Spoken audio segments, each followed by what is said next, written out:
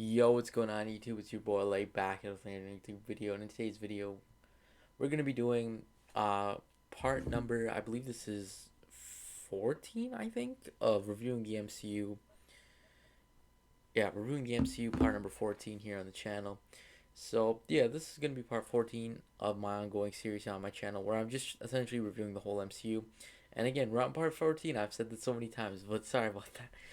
But yeah, we're gonna be reviewing Guardians of the Galaxy Volume 2, which came out in the year 2017. Alright, so the way I like to do this is I like to go with my initial reaction, the bad, the good, and then my final thoughts slash score. So in terms of my initial reaction, I thought this movie was pretty good. I mean, I liked it. Now there's an argument to be made. Where does it fall? I mean, where does it top 10 MCU? Is it middle? Is it bad for some reason? In my personal opinion, it ranges from middle to top. I mean, it has some good stuff, but it also has its bads, to say the least. It has some bads as well. It obviously, like, it wasn't as great as the first movie. There's definitely some stuff that made this movie fall off a little bit, but I mean, still, it was a good movie in my opinion. But yeah, let's move to the bads. Now, similar to what I said in my last video, if you remember, or not my last video, but my when I reviewed the first one, you would have remembered me saying that sometimes the comedy could take away from the serious effect of the movie, and in this case, it's big here. It's like it's very big here. Don't get me wrong. Again, comedy is funny. It's great. It's great to add that humor into these movies and stuff. Make it funny and just make it good like that. But at the same time, there's such thing as too much humor, and that's the case with this movie. I'll give you guys an example. A big example is in that heartfelt scene where Peter or Star Lord is fighting his father. We're kind of like, at least I was a little like sad, and I was like into the scene and stuff. And then all of a sudden, you have to play a joke of Peter using transforming into Pac-Man, which I just found that a little kind of a little bad in my opinion. Yeah, there's just too many times where there was too much of a joke, and I mean they do use that effect to good humor though. I'm not gonna lie, there's a few times where that switch to humor made it a little bit better. For example, specifically with the Yondu and Rocket scene, if you remember when Yondu's friends all just died like that. It was pretty sad, and then Rocket started cracking jokes and then went back to normal. So I mean that's like a exception, I would say, in my opinion, is to bring it out of like being too dark. But I mean, it's like, yeah, if you understand what the way I'm trying to say is, for example, when it's like a high bad moment, it's all right to put it maybe as a middle bad moment or even like just a good moment. Whereas something that's just traveling through mid moment, like middle moment, doesn't need to be brought down. So that's what I'm trying to say here. So, but I mean, it was still interesting. The next thing, uh, I wasn't I wasn't the biggest fan that it essentially only took place on Ego. It did, or technically three planets and or four planets in total for being technical here. But I mean, really, it took place on Ego, and I honestly am not. I mean, it's all right, but I mean, at the same time, I would have liked to see maybe perhaps another planet or something. Like it just felt like it just revolved around Ego, and I was kind of disliking that. Uh, compared to like the first movie, I mean, I liked how it took place on like Nova Prime and stuff, but I mean, I still liked how they kind of went over the galaxy, hence the name Guardians of the Galaxy. So that's something I actually kind of disliked a little bit, was the fact it was just essentially on nowhere. I mean, sorry, not nowhere. Sorry, Eagle. Sorry. Yeah. In terms of sorry, Aisha and the high priestess and whatever was going on with those people. I mean, they're an interesting touch, but I mean, they're just kind of a little boring to me, in my personal opinion. I just feel like they're not really a big threat, but I mean, I think they're coming back in the third movie, maybe. I'm not sure, but I know they're like the creators of Adam Warlock or something.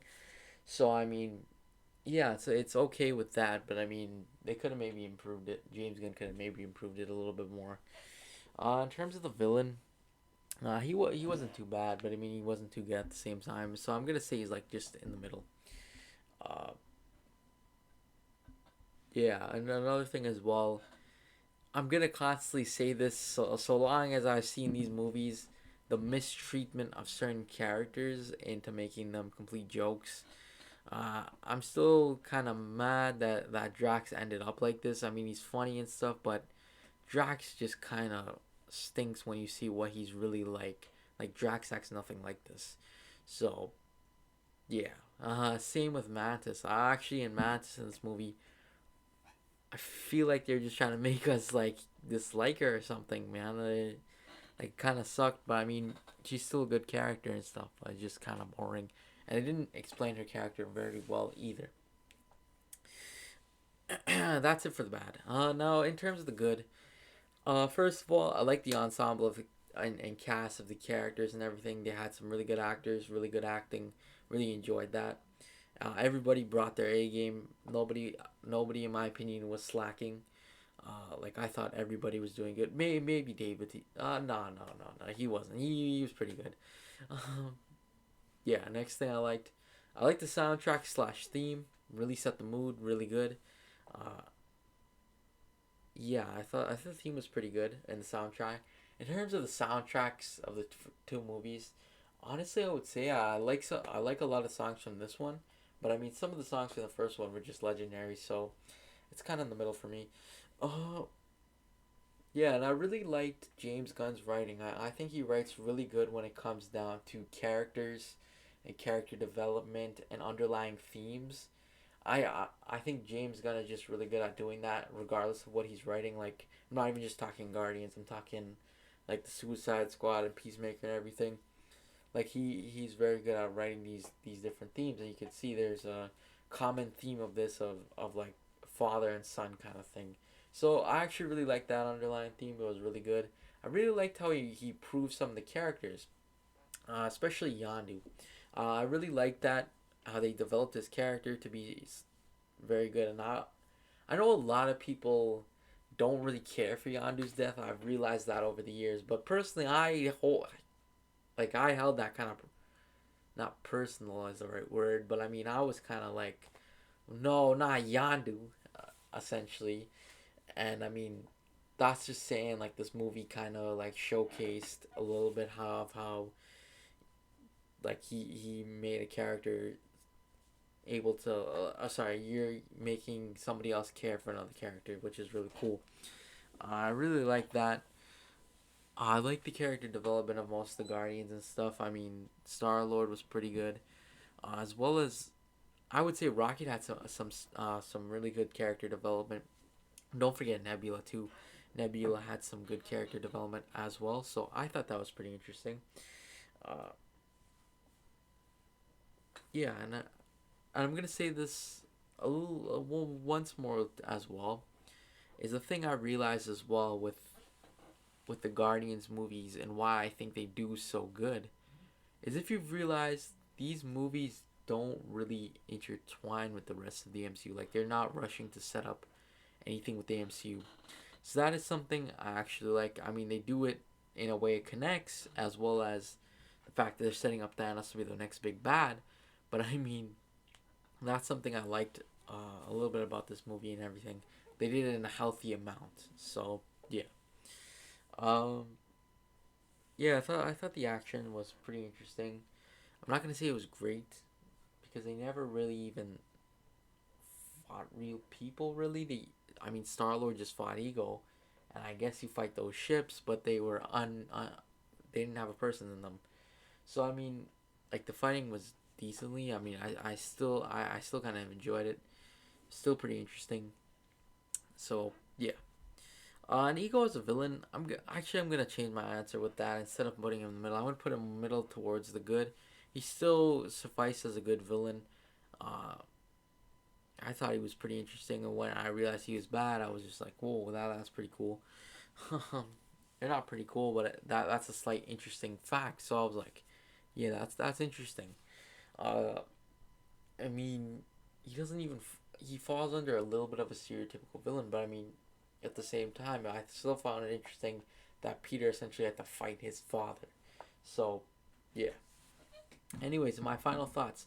I could see that this movie was made with a lot of heart. I could see the first volume 1 and 2 were made with a lot of heart by James Gunn, and I think he brought it all to the table with these two movies.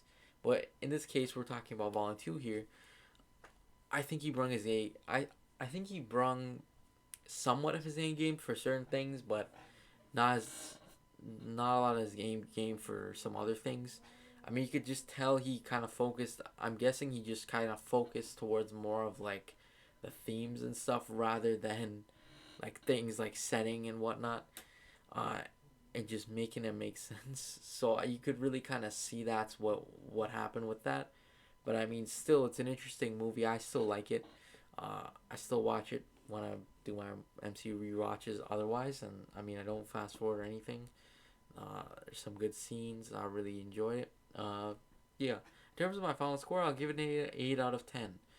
Uh, yeah. So that's pretty much it, though. Thanks for watching. Make sure you like and subscribe, and I'll see you guys in the next video. Peace.